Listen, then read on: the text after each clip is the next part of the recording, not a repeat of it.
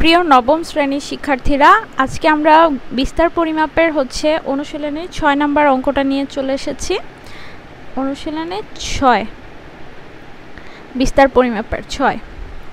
তো এইটা করার জন্য 6 নম্বরটা এটা করার জন্য আমাদের একটা বক্স দরকার, মানে গড় নির্ণয় করতে হবে শুরুতে। তো প্রশ্নটা 2024 সালের বইয়ে একটু ভুল আছে, তোমরা ভুলটা সংশোধন করে নিও। সেটা হচ্ছে গাণিতিক গড় হবে, তারা গাণিতিক গড় ব্যবধান বলেছে, গাণিতিক গড় ব্যবধান, এখানে শুধু গাণিতিক গড় হবে, ঠিক আছে।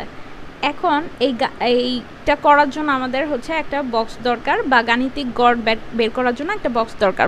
বক্সটা তোমরা আমার শুরুর দিকের ভিডিওতে, অনেকগুলো ভিডিওতে তোমরা গড়ের সূত্র পেয়ে যাবে, এবং অনেক প্র্যাকটিসও দেওয়া আছে, ওগুলো আগে দেখে নিয়ে তারপরে করবা, তাহলে আরও বেশি ভালো বুঝবা। ওকে, তো আমাদের এখানে শ্রেণীব্যাপ্তি দেওয়া আছে, আমরা শ্রেণীব্যাপ্তিগুলো লিখে নিব। 0, 10, তারপরে আছে 10 থেকে 20, সবগুলো আমরা লিখে নিচ্ছি। আমরা শ্রেণীব্যাপ্তির ঘরগুলো দেখে দেখে লিখে নিলাম। এবার শ্রেণী মধ্যবিন্দু কিভাবে বের করব, এটা যোগ করে 2 দিয়ে ভাগ করব। এটা তোমরা আগের ভিডিওতে দেখেছো। তো 10 আর 0 যোগ করলে 10ই হবে, 2 দিয়ে ভাগ করলে হবে 5। ঠিক একইভাবে 20 আর 10 যোগ করলে 30, 30কে অর্ধেক করলে বা 2 দিয়ে ভাগ করলে 15। এইভাবে বাকিগুলো আমরা লিখে নিব। গণসংখ্যাটা আমাদের দেওয়াই আছে, আমরা এটা দেখে দেখে জাস্ট লিখে নিব যে 8 দেওয়া আছে, 12 দেওয়া আছে। ভালো কথা, এই ঘরে কিন্তু কোনো সংখ্যা নেই এবং এটাই আমাদের বের করতে হবে। তো এটা দেওয়া আছে p, তারপরেগুলো আমরা দেখে দেখে লিখে নিব। এবার আসো ধাপ বিচ্যুতি। ধাপ বিচ্যুতির জন্য যে সূত্রটা, যে ইউআই সমান হচ্ছে X I minus A into by হচ্ছে এইচ, তো অনেক কিছু করতে হয়। হ্যাঁ, এ বের করতে হয়। তো এ বের করার জন্য দেখো, এখান থেকে তুমি মনে মনে একটা কাটবা, এখান থেকে একটা কাটবা, এখান থেকে একটা কাটবা, এখান থেকে একটা কাটবা, এখান থেকে একটা কাটবা, এখান থেকে একটা কাটবা, ঠিক আছে। এইভাবে তোমার কিন্তু থাকে 35 মাঝখানে। তুমি যে কোনোটা দিয়ে করতে পারো, হইলে তুমি 25 দিয়েও করতে পারো, তুমি 35 দিয়েও করতে পারো, ঠিক আছে, তোমার ইচ্ছা, একই উত্তর বের হবে। আমাদের এখানে যেহেতু পি সংখ্যাটা নাই, আমরা এইটাকে এ ধরে করি, এ।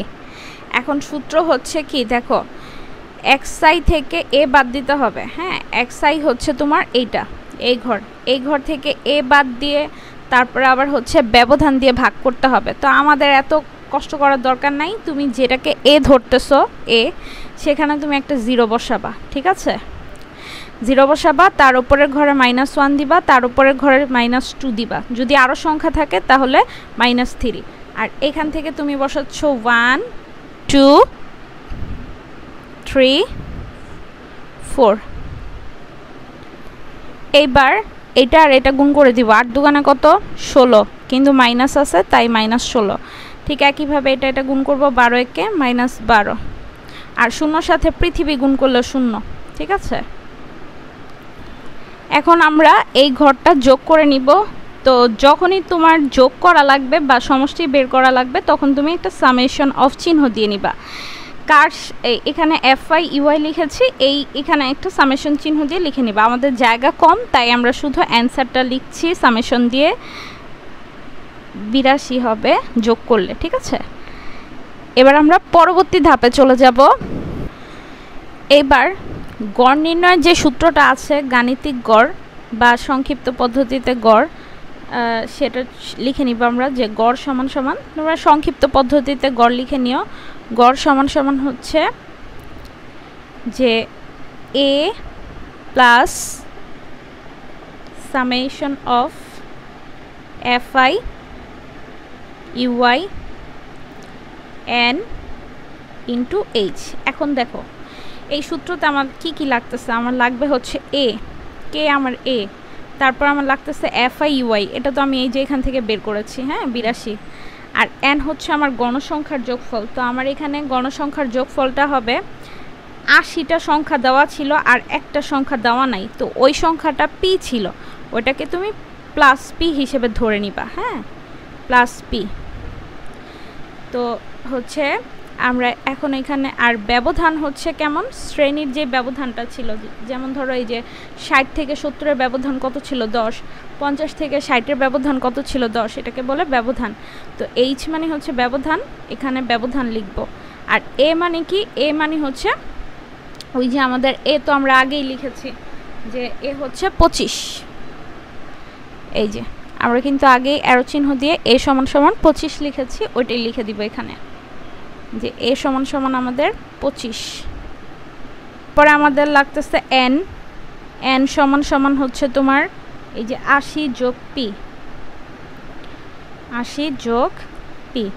আর এইচ মানে কি ব্যবধান, 10 করে ব্যবধান ছিল। আর এফআই ইউআই তো তুমি বের করেছো যে 82, তারপরে একটু লিখে নিচ্ছি এফআই ইউআইটা হচ্ছে 82। এখন এগুলো এখানে জাস্ট বসিয়ে দিব। এর মান কত, এর মান হচ্ছে 25, এফআই ইউআই এর মান হচ্ছে 82। আচ্ছা, আর এন এর মান হচ্ছে 80 যোগ পি। আর এইচ মানে হচ্ছে ব্যবধান, ব্যবধান হচ্ছে আমাদের কত যে 10।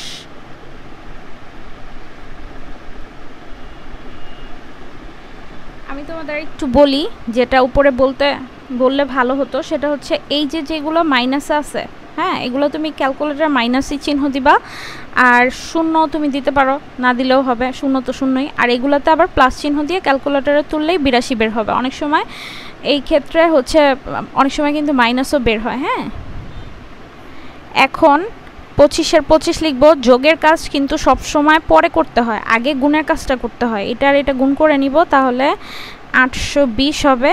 আর নিচে হচ্ছে 80 যোগ পি, এতটুকু করে নিলাম। এখান থেকে তো মান বের করা সম্ভব না, তো আমাদের একটা কন্ডিশন দেওয়া ছিল যে এই গড় সমান সমান হবে হচ্ছে 33.2। আমরা এটা লিখে নিব প্রশ্নমতে লিখে।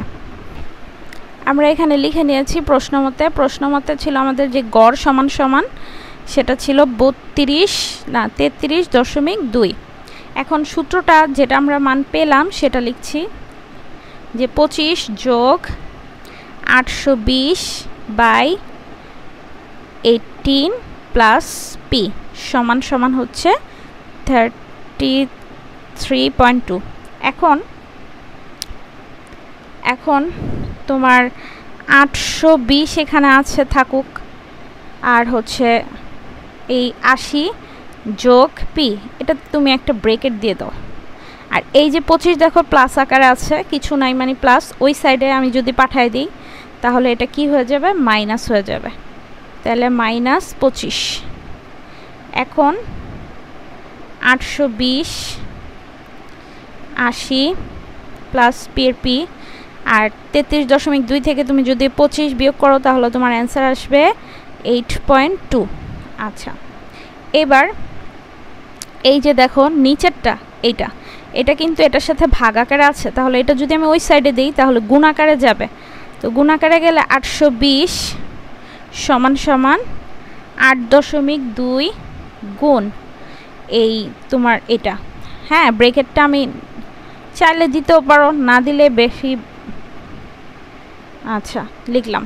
এটা এখানে ভাগ আকারে ছিল, ওই সাইডে গিয়ে কি হলো, গুণ হলো। এখন 820-এর 820 লিখব সমান সমান, এটার সাথে তুমি যদি এটা গুণ করো, এটার সাথে এটা গুণ করো, অর্থাৎ 8.2 গুণ 80, তাহলে তুমি অ্যান্সার পাবা হচ্ছে, তো এটা হবে হচ্ছে এটার সাথে এটা গুণ করলে আসবে 656 যোগ 856 656, আর এটার সাথে তুমি যদি এটা গুণ করো তাহলে এটাই থাকবে, অর্থাৎ 8.2 সংখ্যাটা আগে লিখতে হয়, আর পির সাথে তো আর গুণ করা যায় না। এখন দেখো তুমি যার মান বের করবা, অর্থাৎ পি এর মান বের করবা, সেটা কিন্তু এখানে রয়ে গিয়েছে, তাই তুমি এটাকে এখানে লিখবা আর এটাকে এখানে লিখবা, কোনো সাইড চেঞ্জ না। এটা আমি এমনিতেই 656টা আগে লিখছি, মানে এটুক আগে লিখছি, আর হচ্ছে এতটুকু পরে লিখছি, যাতে আমার মাইনাস বের না হয়। ডান সাইডে থাকলে মাইনাস বের হয়, মাইনাসের ঝামেলা কে করবে বলো। 8.2 পি সমান সমান, এটা যেহেতু এখানে যোগ আকারে আছে তাহলে ওই সাইডে গিয়ে 820-এর সাথে এটা হয়ে যাবে বিয়োগ, হ্যাঁ, 656। বিয়োগ করলে তুমি অ্যান্সারটা পাবা হচ্ছে 164। এখন তুমি যদি পিটা রাখো, তোমার পি লাগবে, পি এর মানই বের করতে বলেছে। 164কে এই 8.2 দিয়ে হচ্ছে ভাগ করতে হবে। তো তুমি ভাগ করলে অ্যান্সারটা পেয়ে যাবা, অ্যান্সার আসবে 20। এই তো, আমাদের পরবর্তী ভিডিওগুলো দেখার জন্য অনুরোধ রইল। আশা করি ভিডিওটি ভালো লেগেছে।